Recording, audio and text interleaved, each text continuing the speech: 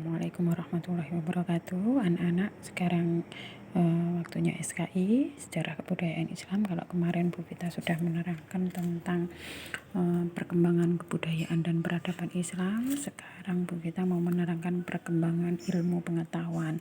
Selain itu sampean juga mau buka modul halaman 26, kemajuan di bidang ilmu pengetahuan, ya.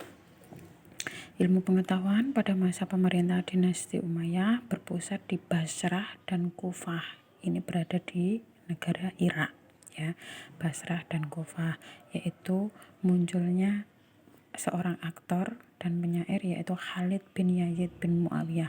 Ini adalah orang yang pertama kali menerjemahkan buku astronomi, kedokteran dan juga kimia.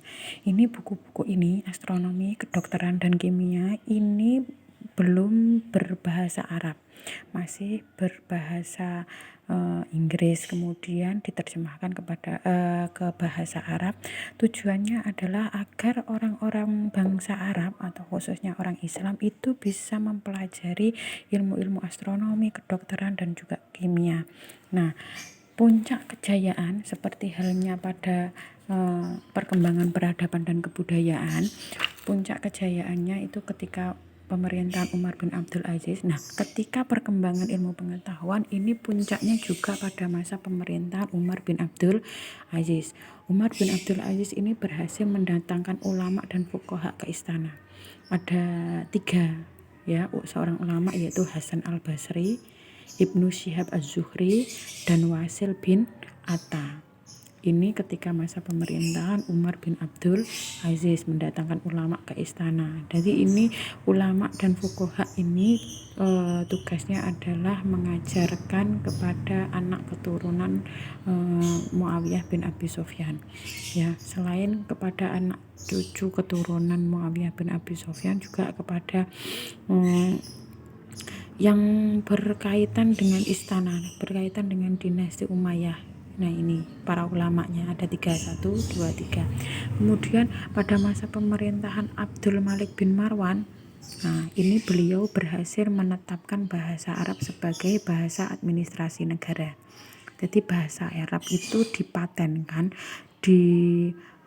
diterapkan sebagai bahasa administrasi negara. Seperti Indonesia ini, ya, bahasa nasionalnya adalah bahasa Indonesia. Kalau di negara bahasa internasionalnya adalah Inggris, seperti itu.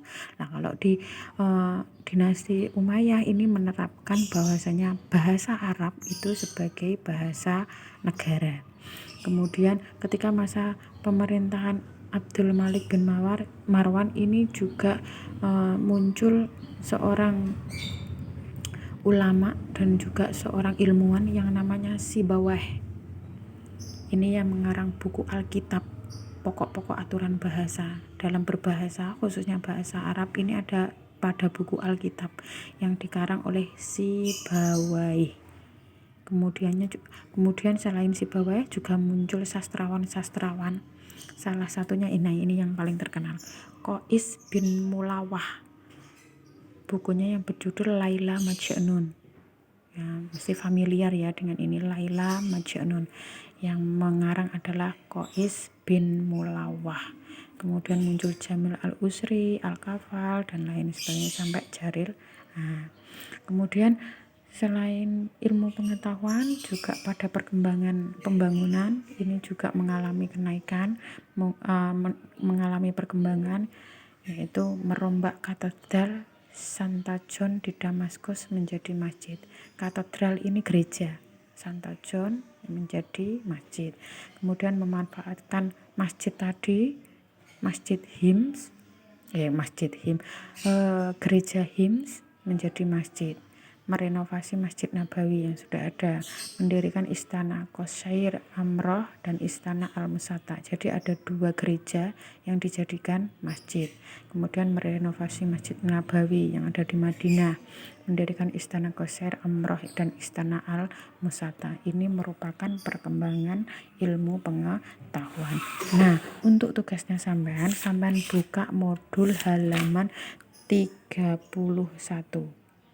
Ya, sampean kerjakan bagian yang room 2 dan room 3. Dikerjakan di LKS boleh, di buku tulis juga boleh. Nanti hasilnya lagi-lagi diupload di e-learning ya, di kelas online, kelas SKI genap, kemudian tugas K13, kemudian diupload. Hanya jawabannya saja ya. Jawabannya saja. Kalau dikerjakan di LKS boleh, di buku tulis juga boleh ya. Selamat mengerjakan, selamat belajar, tetap semangat dan semoga selalu sehat. Wassalamualaikum warahmatullahi wabarakatuh.